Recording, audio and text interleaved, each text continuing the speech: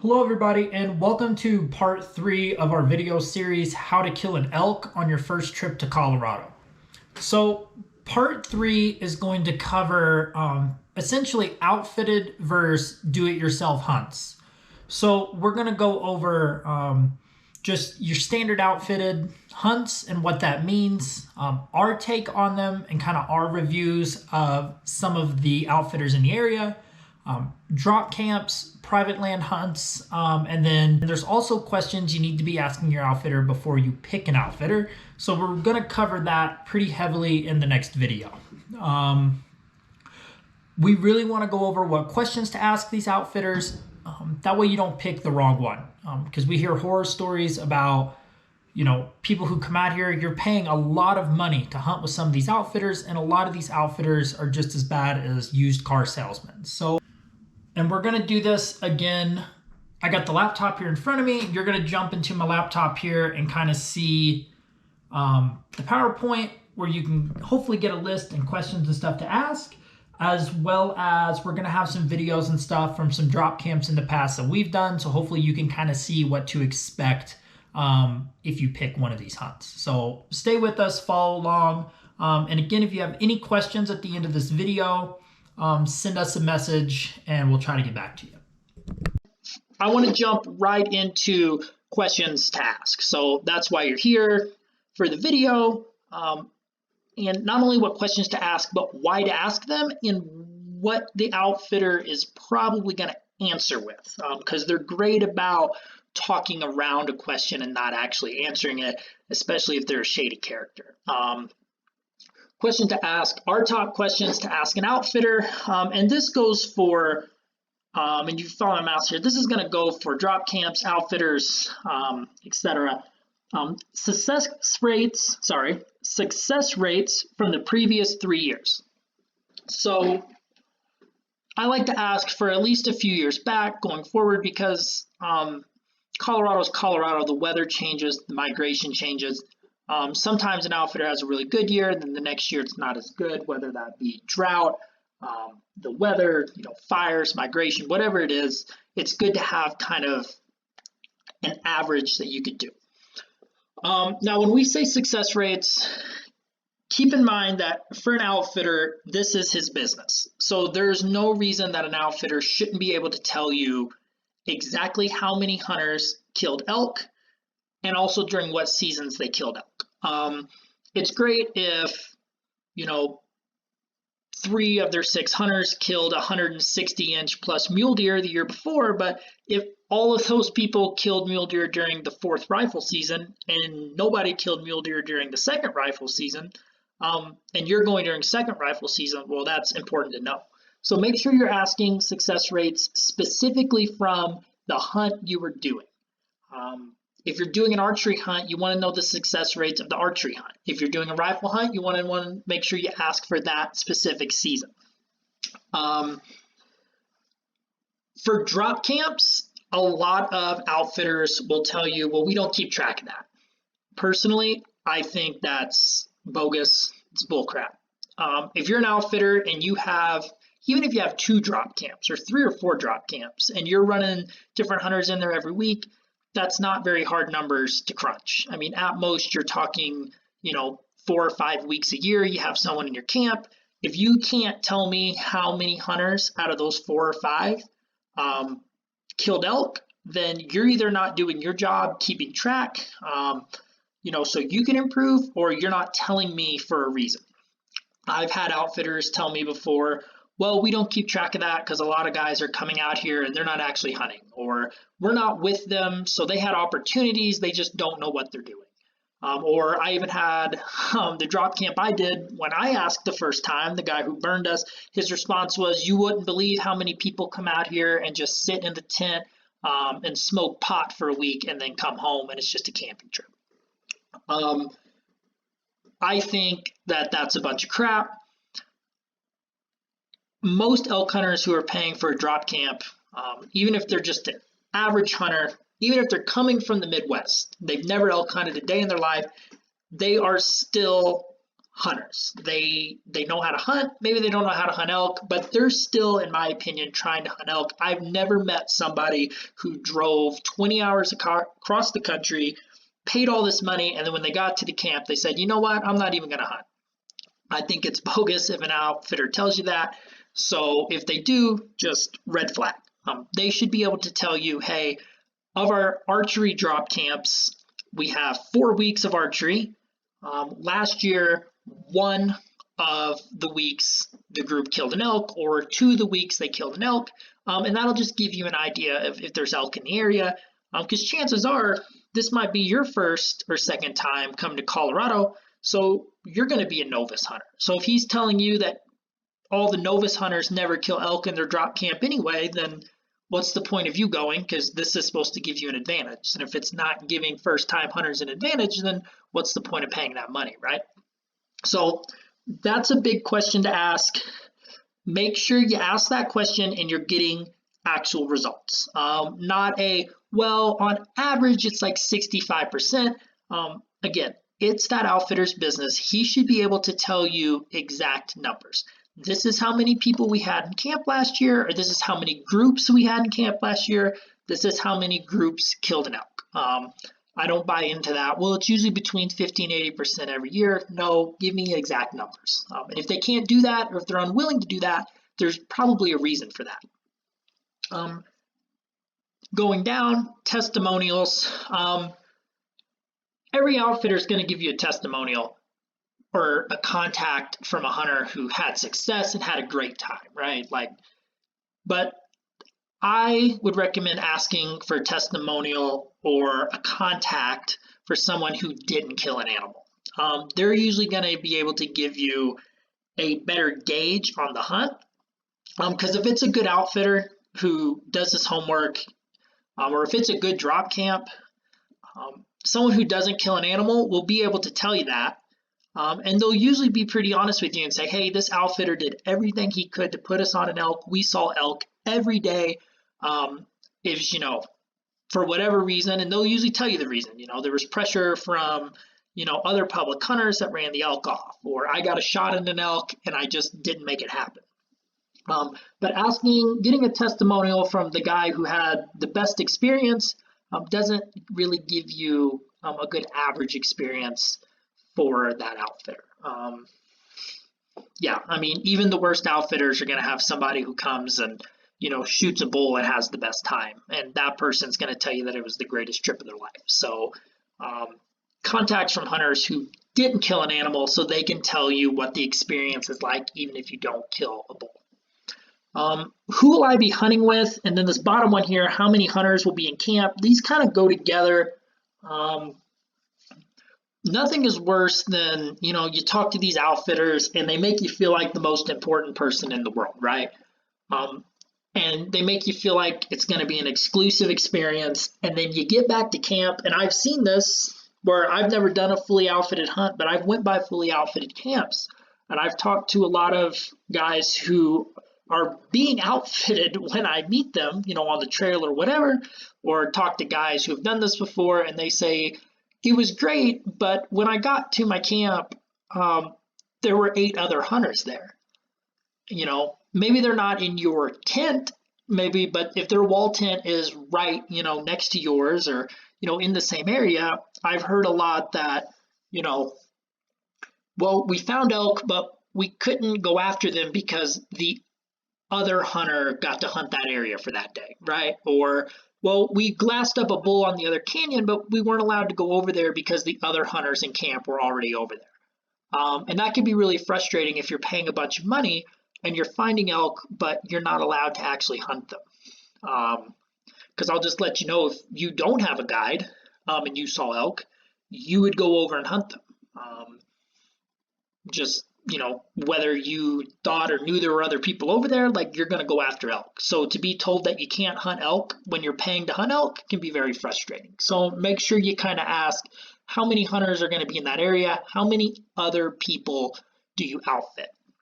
And then what goes along with that is, will I be hunting with you, person I'm talking to on the phone who owns the outfit, or am I going to be hunting with, one of your guides or someone else? And you might want to talk to that guide, Because if you're paying money to spend an entire week with somebody and then you get there and you guys don't mesh, or you're hunting, just your ideas are different, that might not be an enjoyable experience with you either. So you want to talk to the person you're actually going to be hunting with. What style of hunting will we be doing? This is big, especially if this is a situation where, if you're bringing your dad or your grandpa, right? Which is the case on a lot of these hunts. Are you riding in on horses, which is the next one? Are you coming in on a side-by-side? How much hiking are we going to be doing every day? How are we going to be hunting? I would be really upset if I thought I was going on a really cool backcountry experience and then I found out you're riding an ATV around looking for elk on the road and just glassing from high points from ATV to ATV, which is a lot of what these outfitters do. But that style of hunt might be perfect for your dad or your grandpa. So make sure you know what style of hunt you'll be doing. That way you don't get in a situation where, you might not be able to do the hunt because it's too much activity, or, you're upset because you want to hike, you want to look for animals, and this style of hunt is, well, we're going to sit on this knob and hope, a bull comes through. So, one of the areas that I have been in before on an over-the-counter unit, I was really surprised with the outfitter in that area that we ran into, where we found a lot of bulls bugling in a lot of directions, but every single morning, this was during archery, the outfitter that we met was sitting in the same exact spot all morning with their two hunters. We would see them every day in the same spot. We would hunt. We would come back by at about noon, and they would still be in that same spot. They seemed like they left during midday to maybe get food. And then when we would walk back by them in the afternoon, they would be right there again in that same spot, cow calling. And they just weren't very mobile. Now, I have no idea if that's, maybe what, the clients or the hunters requested, or if that's just how that guide hunts. But I would be pretty upset if I was in that canyon and I was told, okay, stand by this rock for 4 hours and we're going to call and hope a bull comes by. I don't know. Maybe they find a lot of success doing that. That's just not my style of hunting. Make sure your style of hunting matches up with the outfitter you're going to be hunting with. And then, how will you be accessing camp? Are you going to be riding horses? Are you going to be taking ATVs? Most time you're going to be on horses, so make sure you're at least comfortable with horses. You will be surprised by what they expect you to know, or kind of you could just be very surprised when you get there. You think that, oh, well, I'm going to be on a horse, but I'm going to be tied to an outfitter. Sometimes it's, hop on that horse and let's go, follow me. And if you don't know how to ride a horse, it could be an uncomfortable experience, especially if you're on the side of a mountain. So keep that in mind. Make sure you ask those questions. Things to avoid. If it sounds too good to be true, it probably is. When I think of this, I think of, you see people posting on forums, oh, hey, here's some land, or you see some of these websites that, have these really cheap hunts and they sound awesome. And you contact them and they're like, oh yeah, we have a spot available for the week you were wanting to go, right? Like, just know that elk hunting in Colorado, especially with these outfitters, there's a lot of competition for hunters. Good outfits don't have to advertise and they don't have to market very much. So if there's an outfitter who's just marketing, I have hunts available, chances are, from my experience, it's not a good service.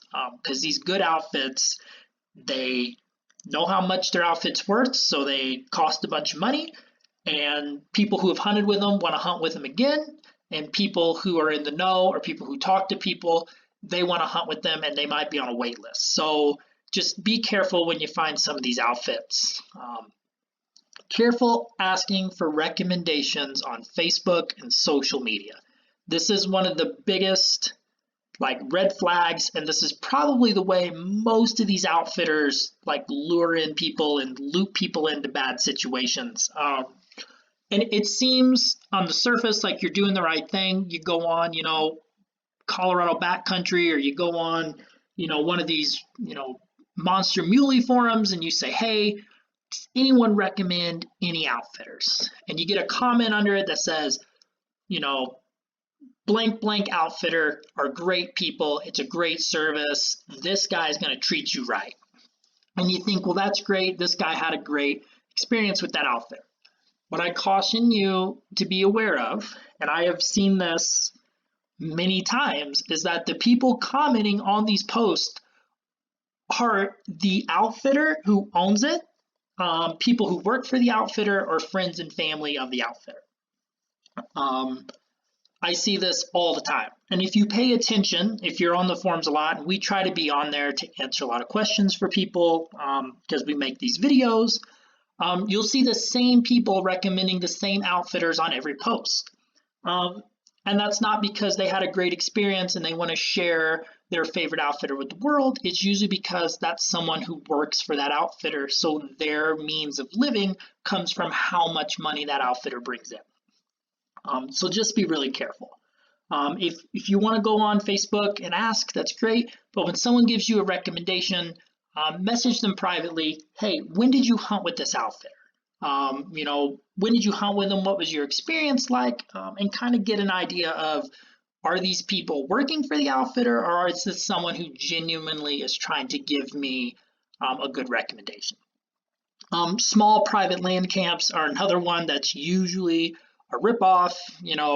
I got a cabin with 3 beds, a generator, water. It sits on 250 acres of land. You have the whole thing to yourself. Elk, especially in Colorado, are not like deer in the Midwest. They're not sitting on 250 acres like a whitetail would. 250 acres is a lot of land to lease in Illinois. It's a great spot in Kansas to hunt turkeys, but the reality is an elk, 250 acres is nothing to an elk. Maybe they have some trail cam photos of elk that have passed through before. That's awesome. But the chances of you being able to hunt land that small successfully is just very, very low. And what you'll notice with most of these private land camps is they're going to say, and right down the road is this many thousands of acres of national forest. And the reason for that is because they know after a day or two you're going to realize, oh, hey, there's no elk here, or there were, but we ran them off, and now they're never going to come back. Oh, well, that's why you can go hunt the public land. And what it ends up being is a nice Airbnb or a nice cabin to stay in while you pack in down the road at the national forest. So the only exception to this would be if it's private land landlocking public land, and that's your access in. I have not found hardly any of these hunts. So if you find it, do a lot of research on it and then let me know that you found it, because for the most part, it's just not available. Or there's more access than you think somewhere else. If it says landlocked, there might actually be a trailhead quarter mile down the road where someone's just going to hike in there anyway. So just keep that in mind. Over-the-counter units, if you've watched our first videos where we talk about, tags and stuff, over-the-counter units, even for a guided hunt, a fully guided hunt, over-the-counter units means that there is no cap on the amount of hunters that can be in there. So your guide cannot shield you from public land hunting pressure. Yeah, he might know it better than the other people in there. He might, have horses. You might be able to move around quicker. You probably have an advantage on the other people, but you still can't get away from those other people, and there's nothing keeping someone from ruining your hunt, which most outfitters, if you ask what ruins the most hunts, it's not the weather, it's not people, the clients, it's going to be the public pressure from other hunters that they can't control. We already talked about avoiding outfitters that won't give you success data. And then drop camps near guided hunts. We're going to get into drop camps, but if your outfitter offers drop camps and guided hunts, most likely that drop camp isn't going to be in their best spot. They're going to take their best spot for their guided hunts and their guided hunters, and the drop camp is going to be far enough away from those guided hunts that you can't bother the guided hunters and that you can't disturb the guided hunters, because no one's, there's not someone with you telling you what to do, so they don't want you messing up their high paying hunters. So if you're going to do a drop camp, either make sure it's a really good one, or some outfitters only offer drop camps, which is great because then you don't have to worry about the guided hunting pressure, or just make sure it's a good situation. And we're 20 minutes in, so we're going to go through, those are the questions to ask, things to avoid, and we're going to get into guided hunts and drop camps, the positives, the negatives, and kind of what to expect from a drop camp or what to expect from a guided hunt, and what we think, is worth it. So fully guided hunts, these are usually between 4,500, 10,500. It depends on what you're looking at. You'll see it says recruit recommended. No, there's a caveat to that. I wouldn't necessarily say no. In fact, I would say maybe. And the reason for that is it depends on what you're looking for. Typically, it's a 2x1 or a 1x1 hunt. This says 2x2, but it's supposed to say 1-on-1. What that means is, it's 2 hunters for a guide or 1 hunter and a guide. But essentially what you need to know about it is if you're hunting public land with a fully guided hunt, there's still going to be hunting pressure. And we said before to try to avoid over-the-counter units. I'll just say that when you look at harvest rates and over-the-counter units, they're less than 5%. And that includes fully guided hunts. Now, that doesn't mean that fully guided over-the-counter hunts, you only have a 5% chance to kill elk. You have a much higher chance if you're with a guide. But overall, over-the-counter units are just full of people, they're full of pressure, and it's just a lot of variables that your guide cannot control. So if you're going to do a fully guided hunt, my recommendation would be either in some states, you can get, a voucher. Guides are able to get certain tags. Colorado is no different. You might be able to hunt a unit that takes several points to draw. You just have to pay extra money for your guide to get you a tag. Or you could put in for the point system and make sure you have enough points. That is where we have down here, we'd recommend if it's once in a lifetime or age restrictions. That is where we find the value of fully guided hunts. If it's a situation where you're only going to do this one time in your entire life, we said, maybe you're taking your grandpa, maybe you're taking your dad, and you're only going once, and it's really important for you to try to kill a bull because that's why you're coming. This might be where it's worth the money to throw down because you only got one shot at it, right? The other place where fully guided hunts holds value is if you've been waiting 20 years for a unit and you finally draw that trophy unit you've been putting in for years and years and years, and you want to make the most of it. So maybe you hunt every year and you feel like you're a really good elk hunter, but this is the big one you've been waiting for. I know I have an elk unit in Colorado that hopefully in 25 years I'll be able to draw one day. We'll see. I put in for Arizona, New Mexico. That's really, again, like if it's one of those things where it's a once in a lifetime unit, once in a lifetime hunt, and you want to make the most of it and you have the money, that's where fully guided is going to be the best value.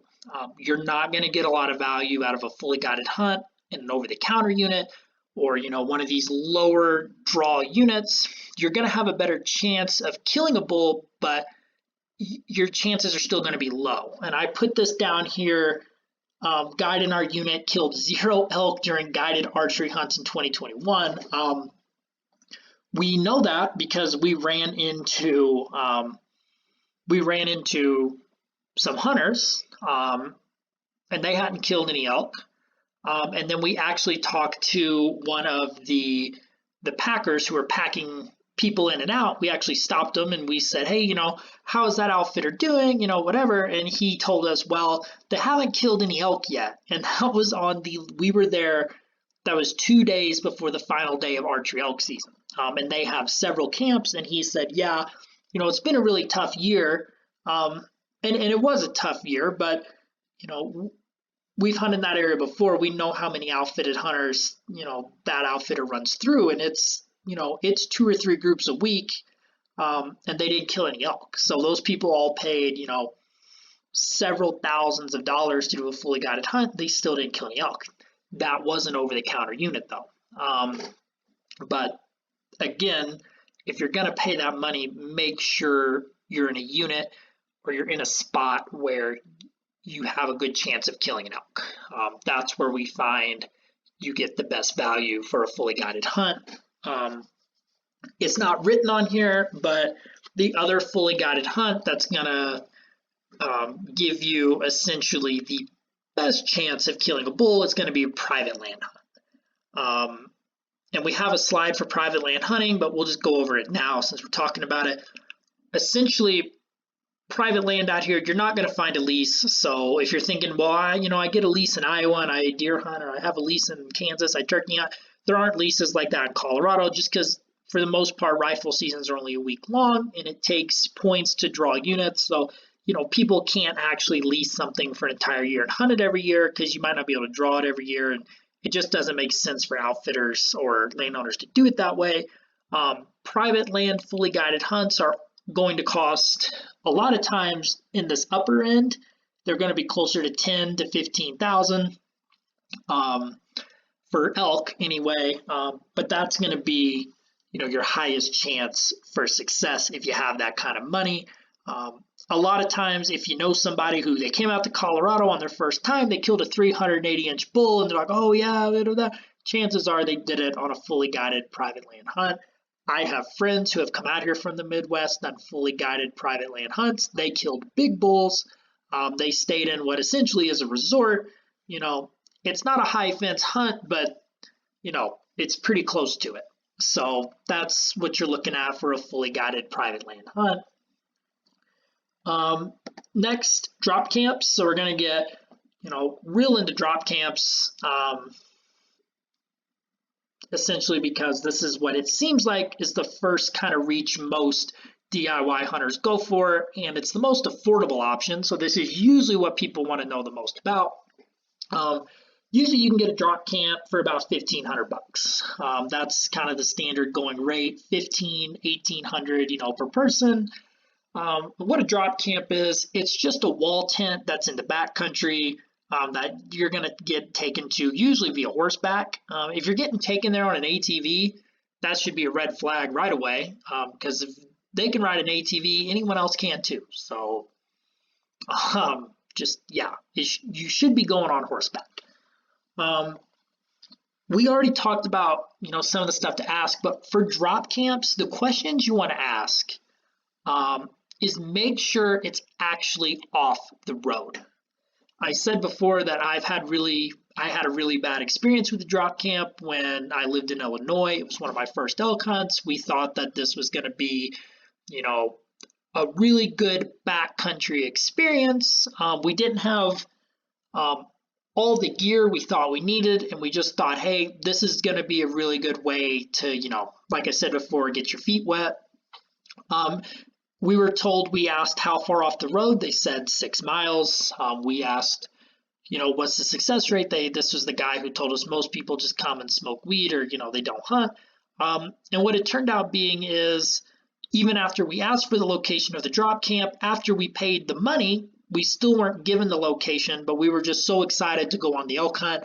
Instead of asking for a refund or whatever, we went with it and we got burned.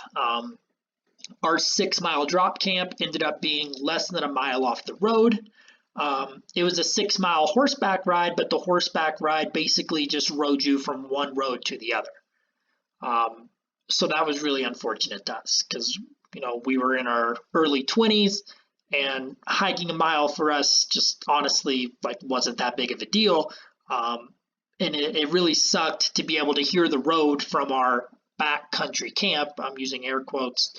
And having dudes, mountain bikers and people walking their dog next to this trail we were camping on. And we actually ran into people who kind of, they didn't make fun of us, but we knew that we had been had, and they did too, because they were locals in the area. So just make sure that you're asking the right questions and you're actually far off the road. Yeah. It can be a really good way to learn a unit or to get your feet wet without having the gear or having to worry about a malfunction.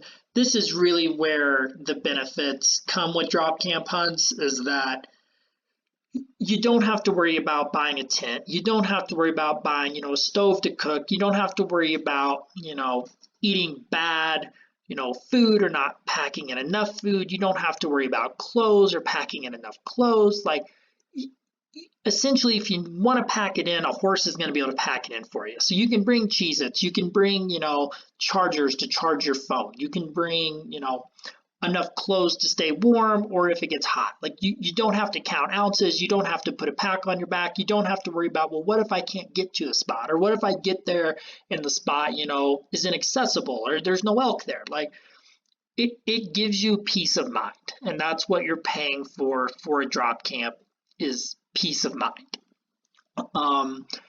We do recommend it for hunters who are unfamiliar with Colorado and want the backcountry experience, but maybe you can't hike there. Again, maybe you're taking your dad. Your dad can ride a horse, but he can't pack in 5 miles. Our drop camp experience was really bad. I don't want that to deter you. I just want that to be in the back of your head so you ask the right questions. Some of my best friends out here, they moved from Pennsylvania way before I did. They're also residents. They do the same drop camp every year. And it is in a 0-point unit, so they can draw it every year. They go every year, and they have success every year. And they tell me every year, yeah, we have to hike 1 or 2 miles, from our camp usually, but it's in a good spot. We always find elk, and if we kill an elk, they pack the elk out, and we're 5 to 6 miles in a wilderness area. So like, it would be hard to get back there anyway, and I think they're paying $1,500. So for them, it's, we pay $1,500 every year, and we get to go on this great experience, this great elk hunt. We can take our dads, our grandpas. We all have a great time. So there are really good drop camps out there. You just make sure you're asking the right questions. And like those dudes, they book the camp the same week every year. So when they hunt, they shake the hand of the outfitter and they say, we'll see you again next year. And when it's time to roll around again, they put in their deposit and they hunt the same drop camp. So good outfitters get booked up. They have repeat clients, repeat people, and they would feel, I know what drop camp it is. I'm not going to give out that information, and they would be upset if I did, because they don't want that competition of blowing up their spot or someone else getting in their camp before they can. So if someone's giving you recommendations on a drop camp, just keep in mind, like we said before, sometimes it's actually the people running the drop camp, because usually hunters don't want to give up that information. The best way to find a drop camp is to know what unit you're going to hunt, which part 1 and part 2 of our video, we cover how to pick units and which units you can draw, and etc. Finding units you can hunt, looking up outfitters in those units, and then asking the right questions, talking to the right people. And you might find a great drop camp, and he might say, yeah, we're booked up this year.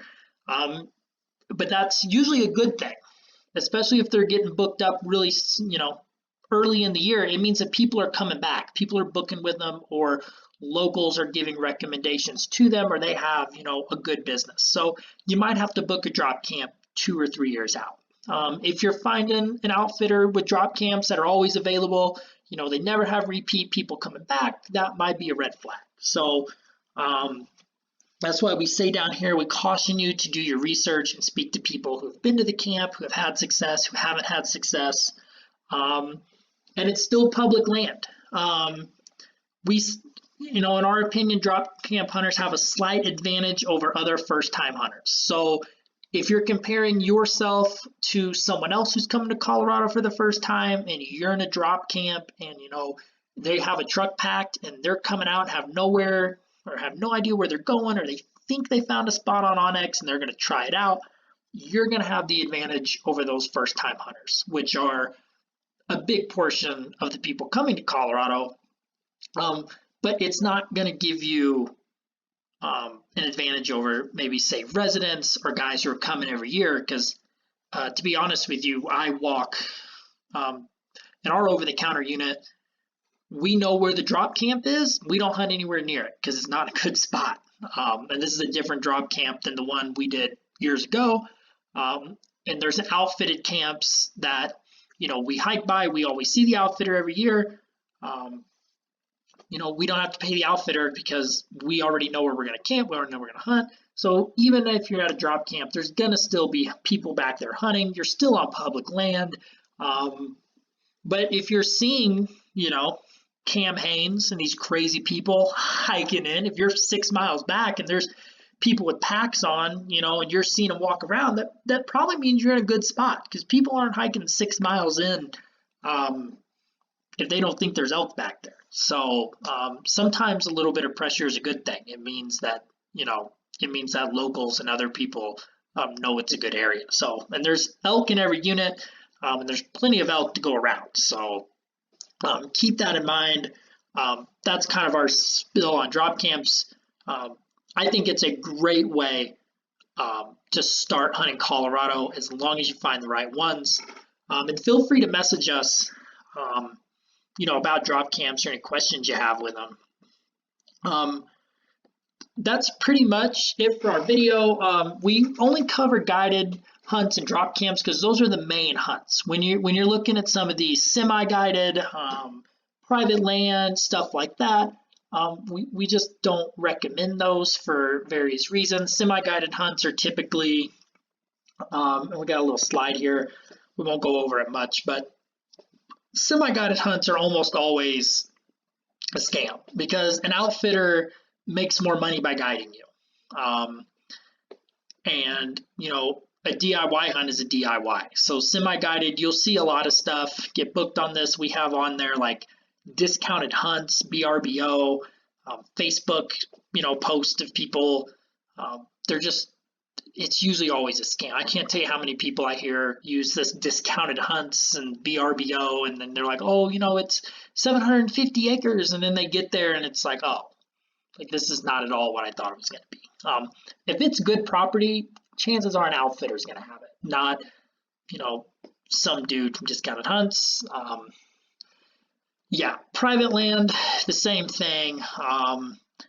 We already talked about it. There's not traditional leases because of the weapons and the seasons and the point system in Colorado. It makes no sense for a landowner to lease you something for a year when you can only hunt it for a week and you can only hunt it every 3 years.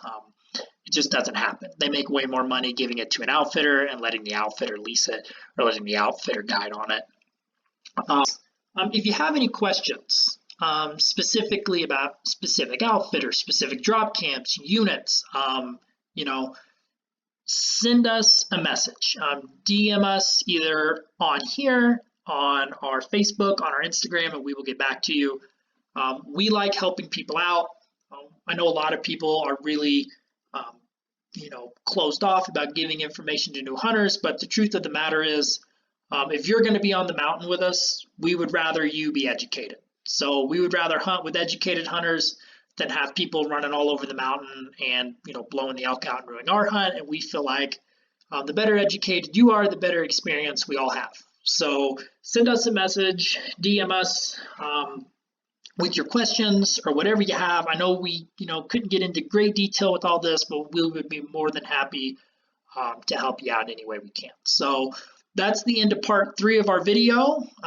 This is going to be the final part of our video. So hopefully if you watched all of them, it's going to help you out this year. If you watch these videos and it helps you kill a bull elk this year, send us a message, send us a photo. Maybe we'll send you some swag, stickers, hats. We think it's awesome when we find out we help people. So good luck this year, and that's going to be the end of our video.